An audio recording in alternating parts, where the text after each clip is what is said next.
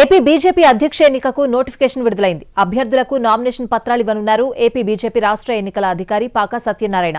రేపు ఉదయం 11 గంటల నుంచి మధ్యాహ్నం 1 గంట వరకు నామినేషన్లు స్వీకరిస్తారు.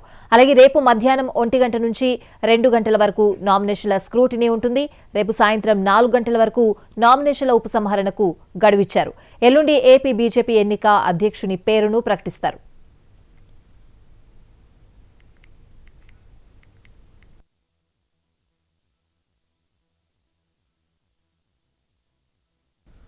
తెలంగాణ బీజేపీ అధ్యక్ష ఎన్నికకు కూడా నోటిఫికేషన్ విడుదలైంది. రేపు నామినేషన్లు స్వీకరిస్తారు. జూలై 1న ఎన్నిక జరగనుంది. అయితే తెలంగాణ బీజేపీ రాష్ట్ర అధ్యక్షుడు ఎవరు అన్న దానిపై చర్చ జరుగుతోంది. బీసీ సామాజిక వర్గ నేతకే పగ్గాలు అప్పగించే అవకాశం ఉన్నట్లు తెలుస్తోంది. రేస్లో ఎంపీలు లక్ష్మణ్, ఈటెల, ధర్మపురి అరవింద్, కేంద్ర మంత్రి బండి సంజయ్, ఎమ్మెల్యే పాయల్ శంకర్ పేర్లు వినిపిస్తున్నాయి. ఒకవేళ మహిళకు అవకాశం ఇవ్వాలని అధిష్టానం భావిస్తే డీకే అరుణను పరిగణలోకి తీసుకునే అవకాశం ఉందంటున్నారు. అయితే మాజీ ఎమ్మెల్సీ రామచంద్రరావు, జాతీయ బీసీ కమిషన్ మాజీ సభ్యుడు ఆచారి కూడా తమకు అవకాశం ఇవ్వాలని కోరుతున్నారట.